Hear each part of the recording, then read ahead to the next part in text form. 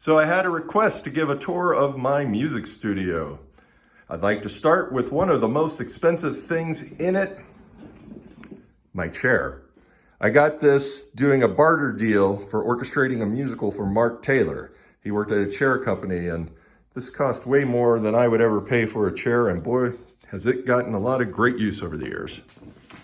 I'll go over my whole inner circle here, the things I can reach while I'm sitting down. I got a laptop. I keep a trackball that you can do with your thumb there. I love those.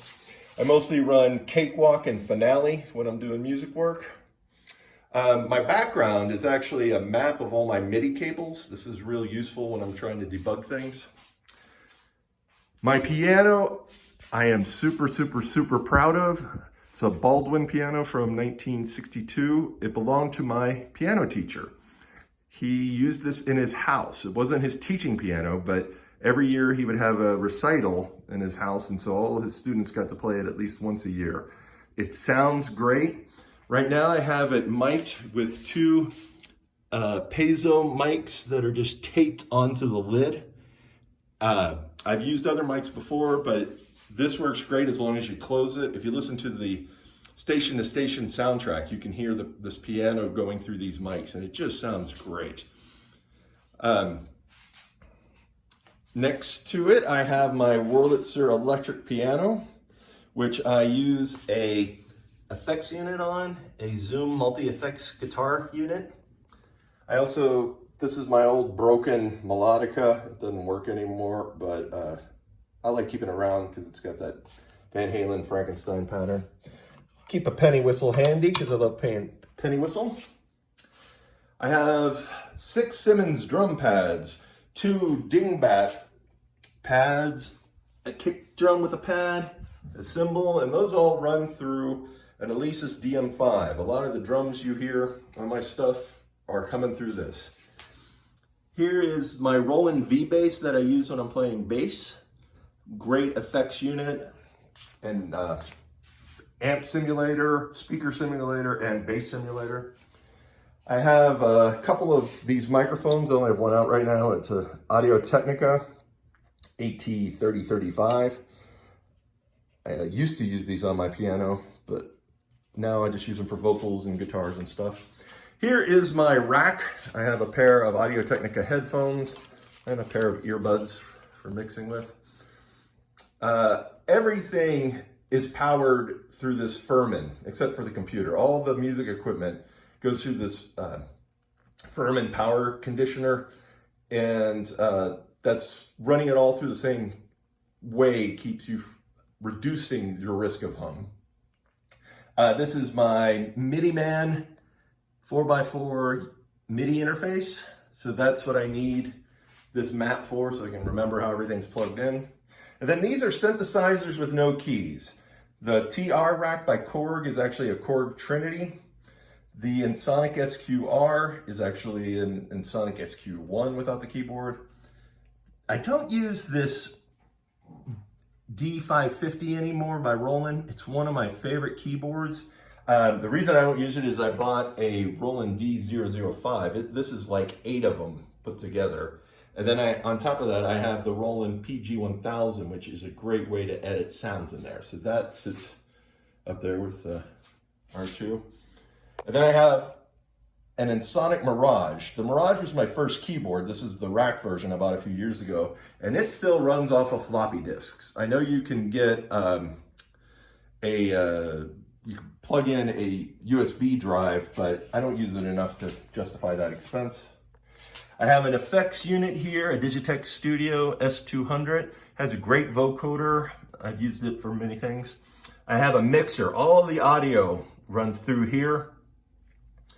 And I have an audio interface here, an M-Audio 8-track.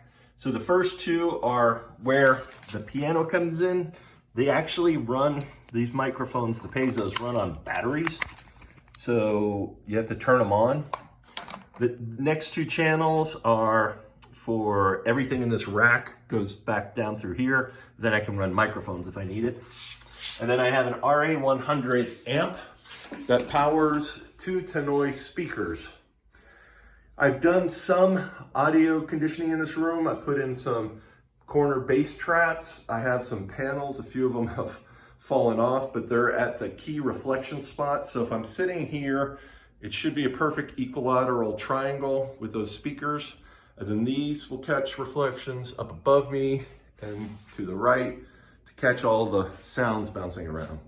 My main keyboard when I'm in the studio is my Kurzweil PC3 K8. This used to be my studio and gigging keyboard, but I bought a new one 2 years ago, so this never leaves the house, which is nice. So if I come back from a gig and I want to work in the studio, I don't have to set everything up again. That's the inner circle here where I can do all my work. If I expand to my outer circle here, I have my neighborhood of make-believe that I've made out of paper, including the trolley, some decorations, including a broken disc golf disc, an autographed copy of Eye in the Sky. I have a small PA. This is a Fender Passport. It's great for when I have rehearsals in here. And I got it for free from my friend Dale, who found it in a trash can. I had to fix it up a little bit, buy a few cables. The other speaker's over there in the corner.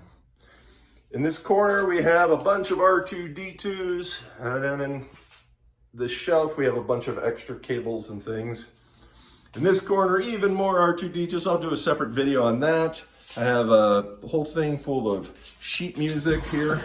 Hey, the same album. I have my new melodica, and my gigging rack is set up right now. This is what I take to gigs. I'll do a separate video on how I set all this up. I had a rehearsal last night, so it's still set up, but I have an iPad, my Alesis Ion, which can also sit over on top of the Kurzweil if I just want to use it. And then my new gigging keyboard is a Kurzweil PC4. It's twice as good as the PC3 and half as heavy. So I really, really like it. Down here, I've got my pedals, which include a Keith McMillan 12-step, which is good for triggering sounds. On the wall, I have a few instruments. I consider Kermit an instrument because we used to use them all the time in The Greatest American Heroes. My bass is an Ergodyne by Ibanez, and on it I have this pickup here that hooks into my Yamaha unit that I was talking about. So these are the regular two pickups, here and here, and then this is the special one that lets me do cool sounds like fretless bass. I have an Ovation 12-string guitar, and I have a Roland AX1 controller, which I've changed its name to be Poland. This fell off, but it's a little switch to turn on some lights I've added. Here we can see the other side of my inner circle. I have my Star Wars figures here, which you can see in a different video. And then on this side, I have some instruments that aren't mine. This drum set belongs to Rachel from Tina Piranha, and she left it here for anybody else to use. Same with this bass amp, it's from Keith and Tina Piranha. So when I have rehearsals here, they're all set up for bass and drums, and we have the PA set up. James from Kathleen Turner Overdrive left his guitar amp here too. So it's a storage room for everybody else, I guess. The little black briefcase is what I take to piano gigs. If there's a piano there, that's all I have to take is that little suitcase. I'll talk about that in another video. Anyway, that is the whole studio. Oh, I left out this great little R2-D2 light. It's supposed to look like a hologram. I don't know if it does, but it actually serves a really good purpose, which is if I leave the studio and turn out the lights and that's on, I realize I forgot to turn everything off. So it's a nice little in-use light for me. So anyway, hope you enjoyed it. Ask me any questions in the comments.